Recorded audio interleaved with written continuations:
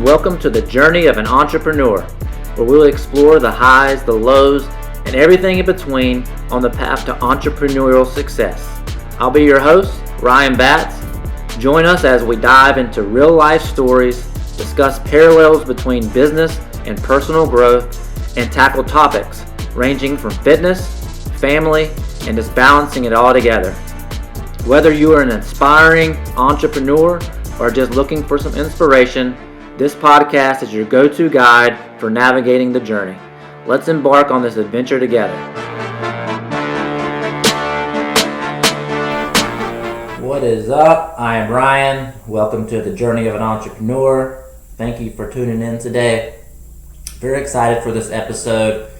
It's not going to be that long, but we'll have some great information and some things that I really think you should take to heart, listen to, and hopefully and use, and you'll find value in it. I want to talk about investing.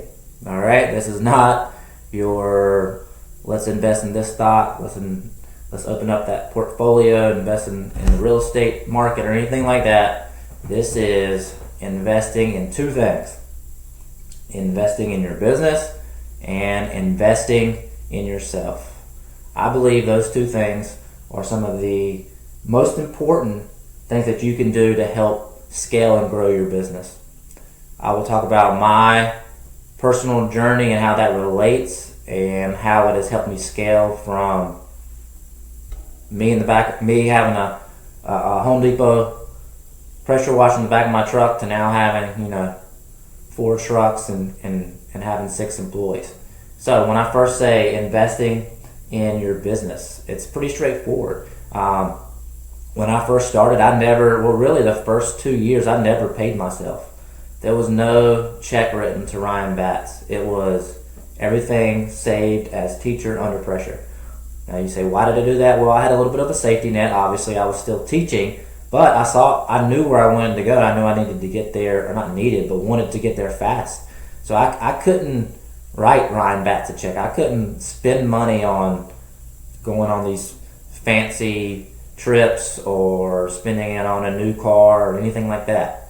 I needed to put it back into the business. So that very first year, how did I reinvest? Well, I went from that Home Depot pressure washer to buying a trailer with commercial grade equipment to hiring an employee and paying them well. From the next year, adding 2 trucks, equipment, fully wrapped and branded vehicle, to making sure that we stood out, that our brand was very prominent and showing off to our customers that we look professional, and also continuing investing in the marketing, into the sales, into the training of my technicians. So just continuing to pay toward the business so that we could improve, and get better. Now, do I think we'd have grown and scaled without that? Maybe, but not at the speed that we have done it. Investing in the business and putting all money back into the business was how we grew so fast. Now, the other investment I want to talk about is investing in myself, investing in Ryan Batts. When I say that, how did I do that? Well, I first hired a business coach. So that was not cheap. That was a lot of money. It was a leap of faith, if you will, to do that. But I knew that I needed something and someone or a group, a community to help teach me and show me the path to where I needed to go. I always equate it to sports. When I was playing sports, I always needed a trainer or a coach that knew things that I did not know, so that they could help guide me and show me the right path so I can get better at an accelerated rate. And that's the same thought process that I have when it comes to investing in myself.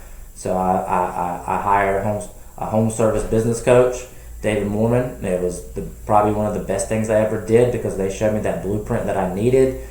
They showed me the systems that I needed, the operations that I needed, and one of the biggest things was the numbers. I needed to know the numbers. I didn't know how much to pay my employees, how much of that percentage should go toward my employees, how much I should spend in budget towards marketing, and then just being able to see that and know my numbers and base my decisions off those numbers, not just my gut feeling, was an absolutely game changer. It just takes away so much anxiety.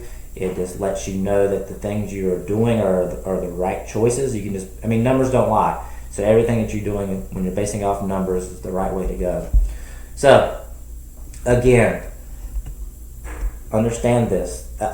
Every time you're paying towards something that you are gaining knowledge, education, whatever it may be, don't consider it spending money. Consider it an investment. So I just got back from the huge convention where I spent all this money to go to these conventions and learn all this information. Like, it was a lot of money. But if I look at it as an investment towards the company, I learned how to do permanent lights. That's going to bring a big value to our customers and to the company. It's always an investment. So an investment back into the business where you're saving money as soon as you make it and putting it back into the business every time so you continue to grow, get better, add value. That adds value towards your customers, which means you can now have higher tickets, charge more, and just be an overall better company. And also an investment back into yourself, which I believe is probably the biggest one, because when you're educating yourself and investing in yourself, you are growing not only as a person, but you are growing everyone around you, because now you can take that education and teach others. So now I can take this education that I've learned, teach my employees, and not just that, teach others that are around me. So it just helps everybody and everyone grow. So I highly suggest that you invest in your business from the beginning and invest in yourself. Hopefully you can take that away and use that. If you ever need any help or need anything to ask, just please reach out to me. I'd love to help you out, but please take these 2 things of investment, take them to heart, and use them. All right, guys, y'all have a great day, and I will see you next week.